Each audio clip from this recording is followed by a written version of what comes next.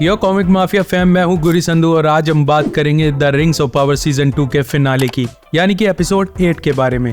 ये सीजन तो काफी मिक्स रिव्यूज के साथ चला, लेकिन क्या फिनाले ने कुछ डिलीवर किया या एक्सपेक्टेशन से दूर चला गया? आज के रिकैप और रिव्यू में हम ब्रेक डाउन करेंगे सब कुछ, तो वीडियो को एंड तक जरूर देखना और अगर आप चैनल पर नए हो तो सब्सक्राइब करना ना भूलना, ताकि आपको सबसे पहले नए रिव्यूज मिलते रहें। तो चलो शुरू करते हैं। Recap of events. एपिसोड 8 में जितनी ज्यादा एक्साइटमेंट थी, जितना ज्यादा बिल्डअप किया गया था, उतना ये एपिसोड कुछ डिलीवर नहीं कर पाया। सबसे पहले तो स्टोरी में कुछ ऐसे मूवमेंट्स थे जो बस कंफ्यूजन और ड्रैग लगते हैं। सोरोन की स्टोरी को सबसे ज्यादा फोकस दिया गया है, लेकिन प्रॉब्लम ये थी कि उसका आर्क अब रेपिटेटिव और बोरिंग बना दिया गया है। हर बार वो अपनी आइडेंटिटी को छुपा रहा है और अब तक ये सीक्रेट रिवील प्लॉट ओवरडन लगता है। इस बार भी वो ट्विस्ट को कैरी करने की कोशिश करता है, लेकिन उसका इम्पैक्ट एकदम खोखला होता है। की कैरेक्टर आर्क्स। इस एपिसोड में कैरेक्टर आर्क्स भी काफी ज्यादा वीक फील हुए। गैलाड्रियल का आर्क तो सबसे ज्यादा डिसअपॉइंटिंग था। उसके अंदर जो स्ट्रेंथ और लीडरशिप क्वालिटी थी जो पूरे सीजन में दिखाई गई थी, वो इस एपिसोड में नहीं दिख पाती। यानी कि इस एपिसोड में गैलाड्रियल को साइडलाइन कर दिया गया है। उसके डिसीजंस उतने इम्पैक्टफुल नहीं लगते जितने एक फिनाले में लगने चाहिए थे। इस एपिसोड का मेन इशू ये था कि इसके मेकर्स ने सब कुछ सेफ खेला है। कोई इमोशनल डेप्थ या बड़े मूवमेंट्स थे ही नहीं यार शो में। Plot and pacing issues. सबसे बड़ा इशू ये था कि पेसिंग काफी ज्यादा स्लो थी।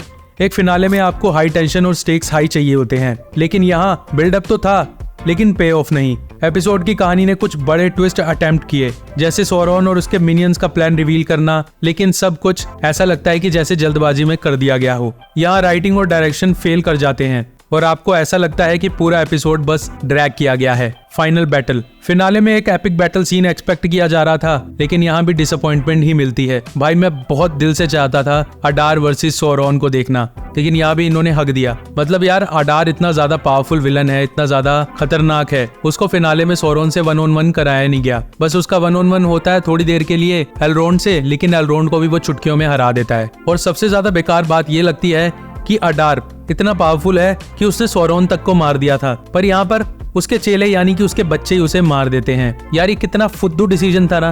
अगर ये एपिसोड में अडार वर्सेस सोरोन कराते और अगर सोरोन के हाथों अडार हार जाता या मर जाता ना, मेरे को बहुत सही लगता, क्योंकि यार वो एटलीस्ट सोरोन के हाथों तो मरना डिजर्व करता था। इन नॉर्क्स के हाथों मरना तो भाई वो बिल्कुल भी डिजर्व नहीं करता था। खैर एक बार फिर कॉन्फ्लिक्ट को प्रॉपरली शो नहीं किया गया। एक्शन सीन्स में भी वो इंटेंसिटी मिसिंग थी जो आप एक सीजन फिनाले से एक्सपेक्ट करते हो। सिर्फ विजुअल्स इंप्रेसिव थे, लेकिन उनके पीछे कोई स्ट्रॉन्ग स्टोरी नहीं थी। Cinematography and visuals top notch होते हैं, वैसे ही इस एपिसोड में भी थे। मिडिल अर्थ का एटमॉस्फेयर और एपिक स्केल तो वैसे ही दिखाया गया है, लेकिन प्रॉब्लम ये थी कि विजुअल्स का भी इफेक्ट थोड़ा फ्लैट लगता है। भाई सिंपल सी बात है, अगर स्टोरी में दम नहीं होगा तो आप विजुअल्स का क्या ही कर लोगे यार। Cliff hanger ending. अब बात करते हैं एपिसोड 8 की एंडिंग की। तो ये शो एक क्लिफ हैंगर पर एंड करता है, जो इस सीजन को और ज्यादा ड्रैग करेगा। गैलाड्रियल और सोरोन के बीच में जो टेंशन बिल्ड हुआ था, वो यहाँ पर रिजॉल्व नहीं होता और ऐसा लगता है कि राइटर्स बस इसे टाइम पास कर रहे हैं। इस सीजन को बढ़ाने की कोशिश कर रहे हैं और ड्रैग कर रहे हैं फालतू में ही। एंडिंग में जितना थ्रिल हमें मिलना चाहिए था, उतना कुछ भी नहीं मिला। What went wrong? ओवरऑल अगर हम फिनाले को देखें तो सबसे बड़ा इशू ये था कि the Rings of Power season 2 का एपिसोड 8 उतना ज्यादा इम्पैक्ट नहीं डाल पाया। एक हाई स्टेक्स फिनाले की जगह ये एपिसोड सिर्फ चीजों को ड्रैग ही करता नजर आता है। गैलाड्रियल, सोरोन और बाकी कैरेक्टर्स के आर्क रिजॉल्व नहीं होते और आपको ऐसा लगता है कि शो क्रिएटर्स ने सिर्फ अगले सीजन के लिए बिल्डअप कर दिया है, बिना फिनाले को प्रॉपर पे ऑफ दिए। और एक और चीज यार जो मुझे इसमें बेकार लगती है,